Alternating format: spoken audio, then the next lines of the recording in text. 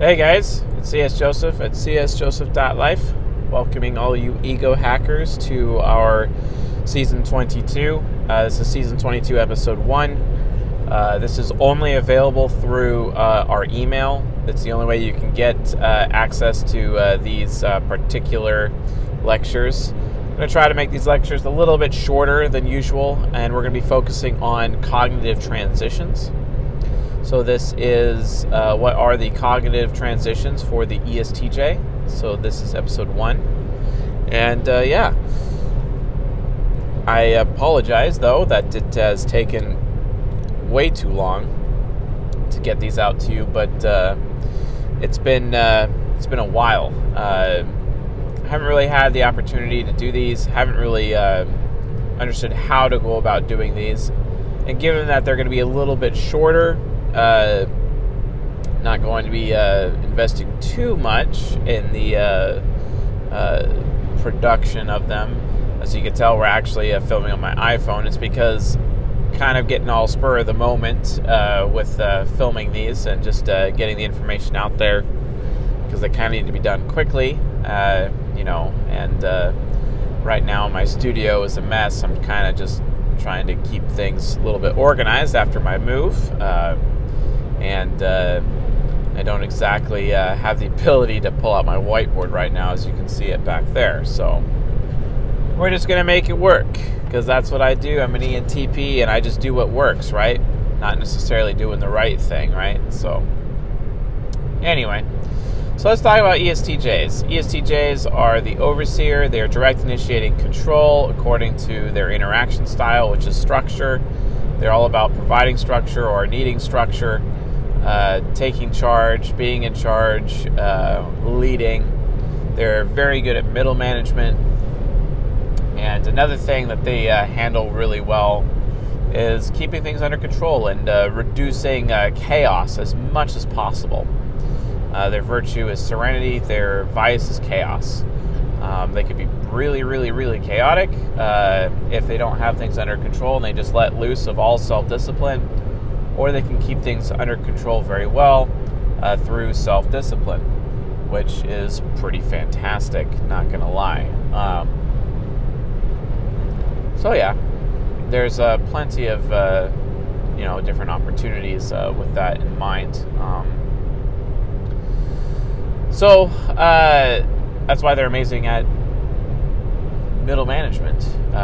Always have ESTJs as your middle management. They're really good. They're also really good at HR, following specific processes, because they're just workhorses. They just want to be told what to do, and they need to know what you want in order for them to know what to do. But they also take their reputation very seriously. They want people to think highly of them, but they're a little bit sensitive in terms of how they feel about themselves. Sometimes they walk around being afraid that they're a bad person. Fair enough. Now, I've said all these things before, and I understand that, but it's important to provide, some kind of foundation, right? Their temperament-wise, they're guardians, so they're past-focused, duty-based protectors, very systematic, very affiliative, focusing on doing the right thing, but they like following a system or doing things in terms of systems. That's another aspect of what they do.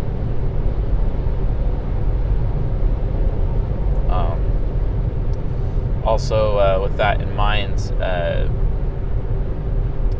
they're very concrete. So they focus on the what is. So what if scenarios don't really mean much to them. It's not really real to them.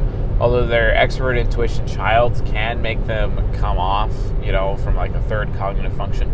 It can make them come off like someone who's very abstract, when the reality situation is, no, they're very what is focused. And we've seen this multiple times before. Classic ESTJ would definitely be Barack Obama, for example. As a way of putting it.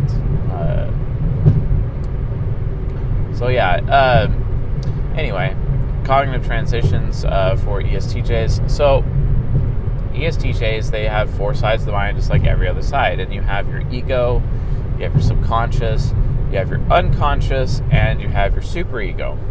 But how to actually traverse these 4 sides of the mind, because you're basically 4 different human beings at the same time, 4 separate human beings, and based on that, it's like, okay, well, if I'm basically 4 human beings in one head, how do I balance that? How do I manage that? How do I grow? Don't forget, in order to reach nirvana or enlightenment, you have to reach a state of integration, right? Where you have all 4 sides of your mind integrated. So you have complete harmony and no longer holding any form of self-conflict, right?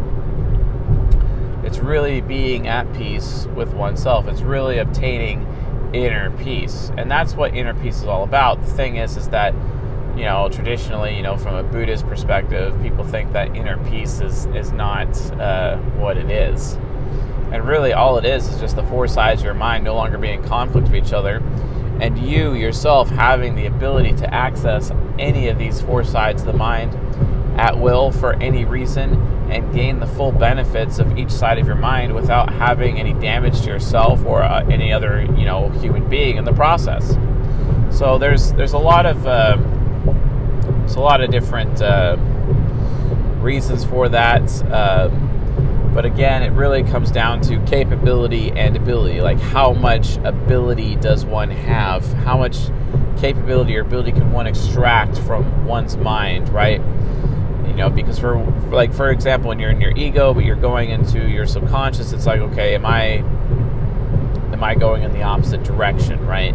Am I going in a direction that I shouldn't go anymore, right? And these are all very important. Because you're becoming your polar opposite, right? Whereas with your shadow, you're becoming your shadow. It's more of it's kind of something similar to you, but they still are somewhat opposed to what you are. And again, doing that unwillingly makes somebody immature, right? Because remember, as you develop the different sides of your mind, you become something better, something different. Developing your subconscious means you're going to become happier. Developing your unconscious or your shadow means you're going to become more mature. Developing your superego means you're going to become less sinful, less demonic, and actually become more angelic or more holy, we'd say. Complete and lacking nothing within yourself, within your mind as a human being. So in reality, and no, I'm not saying you're going to earn yourself salvation or nirvana, in such a way where your soul would be saved from impending doom, etc. That's not about that. It's all about constant, consistent improvement, from a Kaizen point of view, but it's like the personal Kaizen. It's the ability for you to become a continued better being indefinitely.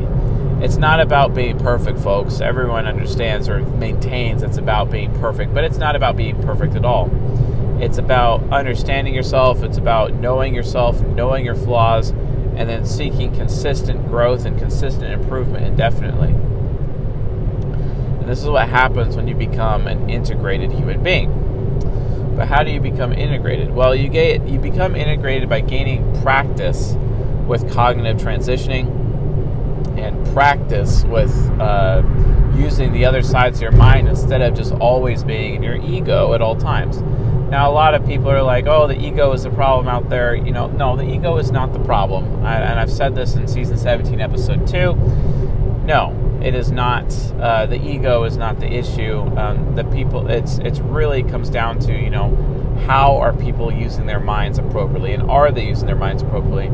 The answer to that question is no, there really isn't. I mean, just look at SPs. They just want to sit around in their slot machines and press the button over and over and over again, like machines themselves, instead of actually thinking or having some kind of strategy. And whereas you play a game like poker, well, that's not necessarily the case. There is actually a lot of strategy involved in poker, and you're actually competing against fellow human beings in a game that, yes, it has a luck factor, but still, you can make some wise decisions and still win, and win big, right? A lot more different, but then that requires, some kind of intuitive or intuition capabilities, which, let's be honest, SPs kind of lack, so they're more comfortable just playing the slot machines when they're at the casino, right? Well, an integrated human being would not necessarily have that issue. So let's talk about cognitive transitions and how does that impact an ESTJ. ESTJs, their subconscious is the INFP, which is very philosophical, and then they also have their shadow, which is the ISTP, and then they have their superego, which is the ENFJ. Like when they go demon mode, it's like, oh, I'm going to teach you a lesson you're never going to forget, because I'm never going to forget this. You're sure as hell's never going to forget this either. You know what I mean?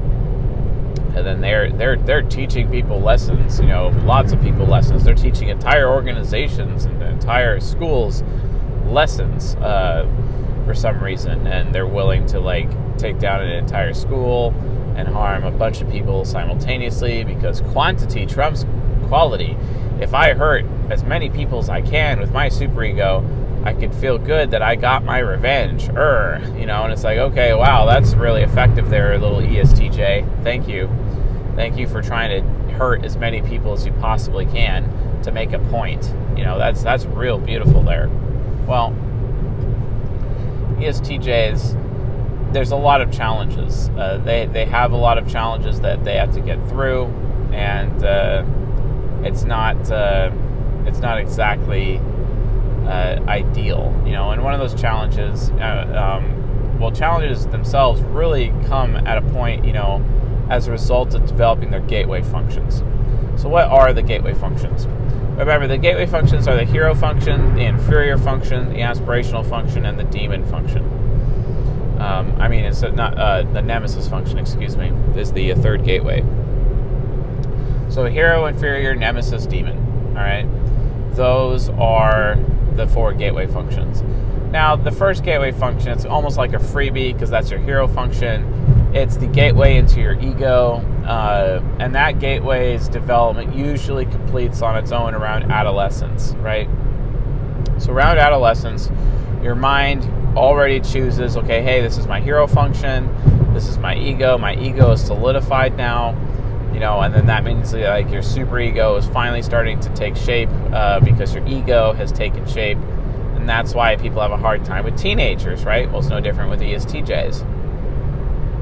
So from that standpoint, it's like, okay, well, what do we do then? What's going to happen, in terms of ESTJs then? Well, TE Hero is their first gateway function, and it unlocks the rest of the access to the rest of their ego, the first side of their mind. And that's great.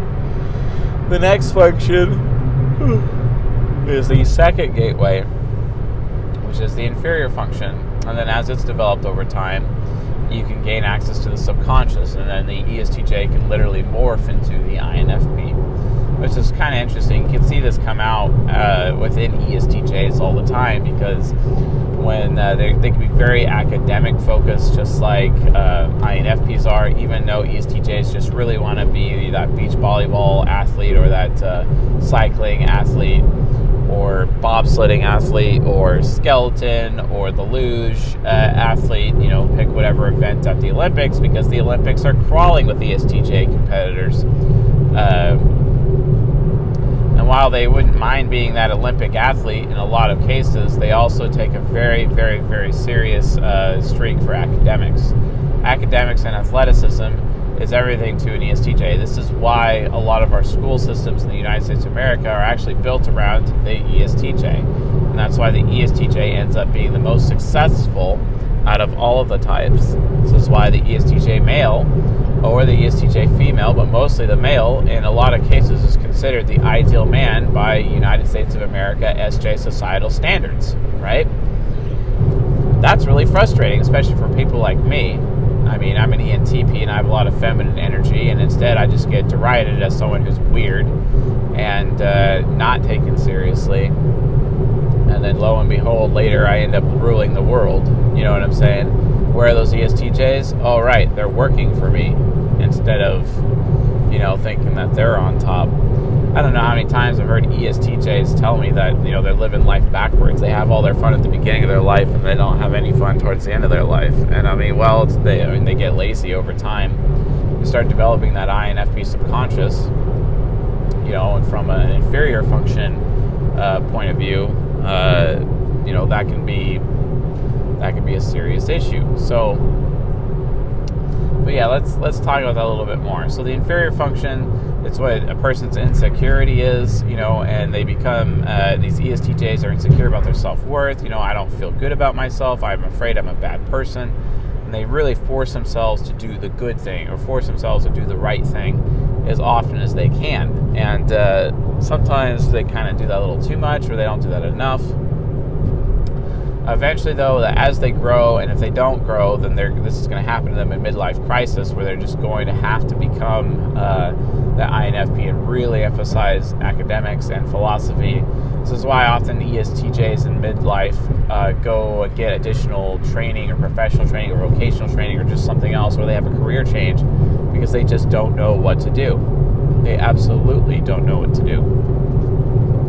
And it's a consistent issue for them. So with that being said, how do they get through that? How do they deal with that? Well, they have to aspire. They have to come to terms with the fact that they actually are a good person, and that many people think of them this way as a good person, and then they can aspire with their FI inferior such that then they start discovering the need to develop their own core personal inner philosophy through their INFP subconscious. This is why most ESTJ friends I know have studied the humanities and the classics, Socrates, Plato, Hippocrates, etc., Aristotle, and even Confucius in some cases. And they really emphasize philosophy. And it's so common to meet ESTJs who are professors because they're aspiring with their INFP subconscious as they're transitioning, right? Now, granted, if someone comes up to them and tells them they're a bad person, they're going to be put into their subconscious unwillingly, and that can be a very, painful experience. Remember, the inferior function, since it's aware a person's insecurity exists, if you hit it too hard, it's going to create hatred. It will create hatred in the person. And that would be a problem, having to deal with the fact that this person hates you, basically. And that's what happens, Or the ESTJ can willingly cognitive transition, but only after learning how to aspire with their FI inferior, right? Where they just accept that I'm a good person, I know enough about life that I actually have a philosophy that I can offer to human beings. And with my INFP subconscious, I am now offering them that philosophy, and I am becoming a powerful academic, and I am able to become brilliant as a result based on everything that I've read and everything I've done. This is why reading is so important to ESTJs and for their own personal growth. The thing is, though, is that oftentimes ESTJs are too lazy to even do that. And believe it or not, ESTJs are some of the laziest of all the types, and they know that they're lazy, and because they're lazy, everything starts turning into chaos around them. And why is chaos their vice? Well, it's because they're lazy. And they just give in to that SI-FI loop, and they just start becoming this lazy person, and they don't get anything done. And because of that, their philosophy becomes their laziness. Instead of having a proper philosophy, a philosophy that's useful or helpful for human growth and change on a macro level for our race, or maybe it could be their community, etc. This is how ESTJs are supposed to be contributing. It's like for the beginning of their life, they're the star athlete, and then at the end of their life, they're this amazing philosopher. And people start, it's kind of, like, you can't even get better than that. Like, I guess, like, Athens as a city-state is literally the ESTJ. It's almost like Athena herself is an ESTJ. Super strong, powerful athlete, competitor in the beginning of life, and later in life, this amazing, powerful philosopher, able to change people's thinking and get them thinking about proper things. And this has happened through the mastery of the second gateway function, which is for them FI inferior, their sense of morals.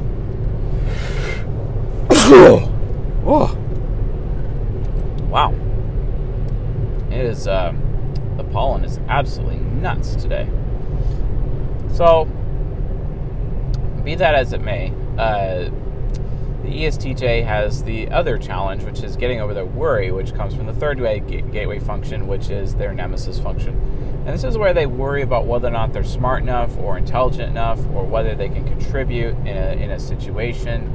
And this is what causes them to constantly, go to other people, find out what other people think, or increase their status, etc. And then they have to really find a bunch of research and a bunch of or a bunch of reference points. And from a reference point of view, while that could be very useful to ESTJs, it's not necessarily the most useful.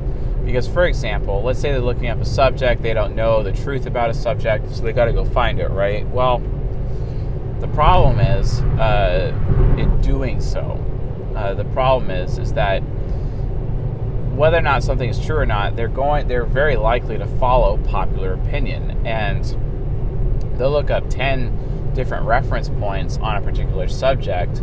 Let's say it's 10 different blog posts, and whatever the majority of what the people say, if there's people who agree amongst those blog posts, they're more likely to believe the people who agree than those that disagree.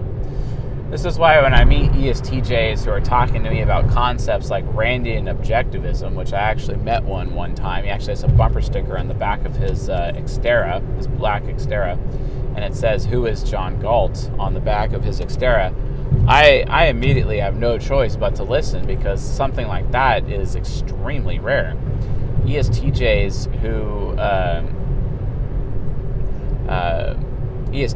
who are defending Randian Objectivism of all things it's definitely something completely rare, because that is very fringe thinking. That is not common, and it's amazing to me because of how uncommon that area of thinking is. Now, I'm not saying I'm a proponent of Randian Objectivism. I'm just saying, like, when I start hearing ESTJs talk about Randian Objectivism, I am immediately interested and I have to find out more about this person, because I'm like, this is different, you know.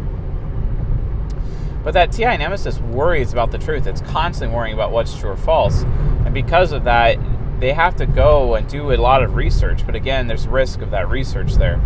However, over time, as they learn more and read more, and they are able to gather more information, then they're able to create a philosophy based on what they've read, and they're able to develop what they believe is the truth, such that, and it's so refined in such a way that it could actually be true. It is very possible that it could actually be true, because that belief is so refined over time. And TI nemesis actually requires that level of verification. So if the nemesis function turns into an ally function of their hero, they're able to healthfully access the nemesis gateway into their unconscious. Now, how do you do that? This is the difference between somebody who is a mature ESTJ versus an immature ESTJ. Here's how you spot the difference. A mature ESTJ who has really good unconscious development, and they're able to transition into their ISTP unconscious in a healthy way. Those ESTJs, guess what, folks? They verify their beliefs. They go out of their way to verify everything, and and they'll trust what people say, but then they'll verify, because the ISTP subconscious is all about verification of reality. I want to know what's real. That's literally the ISTP unconscious. I want to know what's real. Show me the money. Show me what's real. If you're not going to tell me, then I'm going to go find out, and I'm going to verify literally everything that you've just said, which is amazing, because that helps them do additional research, and then that contributes to them developing their core interpersonal philosophy. Now, granted, because of their worry about what's true or false, they can get stuck in their shadow, and that could be an immature ISTP, which could lead to inaccurate behaviors of theirs that are inaccurate or could potentially cause a problem. That is definitely a risk, and it's always something to just be aware of. When it comes to ESTJs, if they're not verifying what they believe on their own, they are basically immature. And if they take what other people say at face value, they're going to live an inaccurate life. I mean, it just goes down to when they're trying to build something, when they're working on a car, for example, because ESTJs, they can become really big gearheads, just like ISTPs can. They're going to make some assumptions, and it's going to be based on beliefs. It's a belief-based system of fixing a car, and that's not exactly the best way. It's not necessarily accurate, so they're going to make mistakes. They're going to have to redo a lot of tasks over and over and over and over again. Not the best, right? So how do you avoid that? Well, they need to be verifying. They need to be verifying their beliefs constantly, verifying what anyone says. That way they get over their worry, because the TI can then team up with their TE. TI is an ally of their TE, and TE knows that it has to be okay with allowing the TI nemesis becoming a TI ally to verify its own beliefs. And then they could team up together and verify external factors. If people are telling them something, they're like, yeah, I'm not going to believe that until I verify that's true, instead of taking things at face value. That's a mature ESTJ, and that's an ESTJ who's using their ISTP shadow in a very mature way. So again, to develop their third gateway function, their nemesis function, they need to get over their worry, and they need to be verifying and having the self-discipline to verify everything, including their own personal belief system that they have with their TE hero. That's in their first gateway function. And again, it creates synergy between the other sides of the mind, because then the subconscious is able to develop an even better philosophy, a philosophy of fixing or building cars, for example, right? So, or competing. This also includes competing. So yeah, just something to be aware of in that regard. Now the superego is a whole different animal. The fourth gateway function, which leads to cognitive transition, is the demon function, and the demon function can be a really big deal. Because the demon function, it's extroverted feeling. Basically, oftentimes people, when they think of ESTJs, they see them as uncaring assholes, like big time. Uncaring assholes, straight up uncaring. Not exactly the best thing in the world. They're the kind of people that will walk up to a group of people and throw out a zinger and then just keep walking on. And then it just completely takes all of the air out of the room, and can be a serious problem for all those people who were in that meeting and they were walking by. And it's because, Effie demon just really doesn't care. It just doesn't care. And the reason why is because, FI inferior is like, hey, if I know I'm doing the good thing and I'm doing the right thing, and you're inhibiting me from doing the right thing, you're inhibiting me for doing what I think is morally right, then I'm going to burn everything down, and I'm going to have to teach you a lesson, right? Well, that's the thing. That's what happens when ESTJs get their Effie demon. That ENFJ superego just starts coming out, and it leads to violence. It's very ragey, as much as this road is very shaky and very ragey itself. Holy smokes. Maybe I'll try to see if I can film this on the GoPro, because that would be like a lot better. Maybe switch lanes here, that would help. Who knows? So the superego, the ENFJ superego, and the ENFJ superego, yeah, it'll burn things down, because, and it's all in the name of poetic justice. It's trying to provide poetic justice, right? Because of how justice-oriented ESTJs are already. Now, INFJ superego is a little bit different. It does that on like a one-on-one person. The thing is, though, from an ESTJ point of view, in order for them to be satisfied, it's not just one person that's at fault. It's multiple people who are at fault, multiple people that need to be taught a lesson collectively. And usually the ENFJ superego targets groups of people, because the ENFJ superego represents constructs of man, essentially, as the problem. So like that could be a school system, a bus system, a system of some kind. It could be a church. It could be an organization or a job or a business, whatever, a brand, basically, that the ENFJ superego just hates and wants to destroy, and it wants to teach the leaders of that organization a lesson by performing some good old poetic justice, right? Now, not that justice is a problem. The issue is that the ENFJ superego takes it way too far, and ends up, after teaching everyone a lesson, there's no one left to teach a lesson to, because they've all been annihilated. That's the problem. It's overdone. Now, when the ENFJ Superego is done in a healthy way, and we don't really have very many examples of this in history, let's be honest, it's a completely different approach. Because when the demon function becomes an angelic function, very different. That ENFJ Superego becomes self-sacrificing and is actually meting out that poetic justice to the right people on behalf of others, instead of doing it on behalf of the self, on behalf of the ego per se, or its own self, if that makes sense. So the ENFJ Superego basically exists. Yes, we're going to mete out justice, that poetic justice, and teach people a lesson, but we're going to do it in a meaningful way and not necessarily an expedient way, and a way that would actually benefit people. And this is where the ESTJ is like, I'm going to seek justice, but I'm going to do it properly. I'm going to follow the systems, the proper channels. I'm not going to be expedient about it. Because remember, folks, when people are using their superegos in the wrong way with their demon, it's always the expedient route. Using your superego in the meaningful way, that's the way to get the superego to work properly. So, for example, I have SE demon, I have ESFP demon, but when I'm using it in a meaningful, angelic way, and I'm poking fun or I'm mocking people, it's mocking people, or I'm burning down the forest. It's so for the sake of new life to grow, per se, or if I'm burning down my life, or if I'm burning down everything, it's again for the sake of new life to grow. Out with the old, in with the new, burn it all to the ground.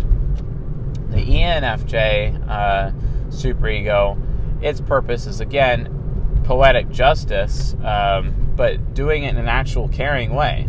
You know, it's on behalf of somebody else. Representation, being that advocate, utilizing that core interpersonal philosophy that's provided by the INFP subconscious. If that philosophy exists, then the superego can mete out that poetic justice while simultaneously following that philosophy and do it for the sake of others and not for the sake of self.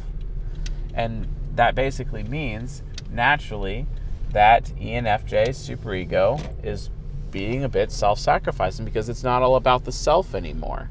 It's about others. And that's the difference. Most of the time, ESTJs use their ENFJ Superego on the behalf of themselves and not other people. And that's a problem, right? So, anyway. So again, develop the final gateway function, the fourth gateway function, which is the demon, make it into an angelic function by doing what is meaningful and not expedient, right? And then do it not necessarily for the sake of oneself, but for the sake of others as a whole. So anyway, those are the cognitive transitions of an ESTJ. I hope you folks enjoyed this episode. Those of you who are subscribed to our email, I would say if you like this lecture, please subscribe to the channel, but you would already be a subscriber if you are on our email list. So thank you for being on our email list and allowing us to market to you, etc. But yeah, these lectures can only be received through here, and thank you very much for having that opportunity. We very much appreciate it. I think I'm probably going to be filming another one here in a minute or so. But yeah, hopefully you guys like these. Let me know. I think you should be able to post in the comments section if you're able to go to the unlisted link. And just let me know how you guys like this. And we'll be sending more of these out over time. If you want to keep receiving these, you got to stay subscribed to our email, guys. And you kind of actually have to open them so that you don't miss out on these. So make sure that you keep track, because Jab and I won't necessarily always mention them as to when they're going out. So anyway, with all that being said, folks, thank you for being our email subscribers, and thank you for being a part of this community as we work more and more to change the world. So you folks have a good day or a good night. Later.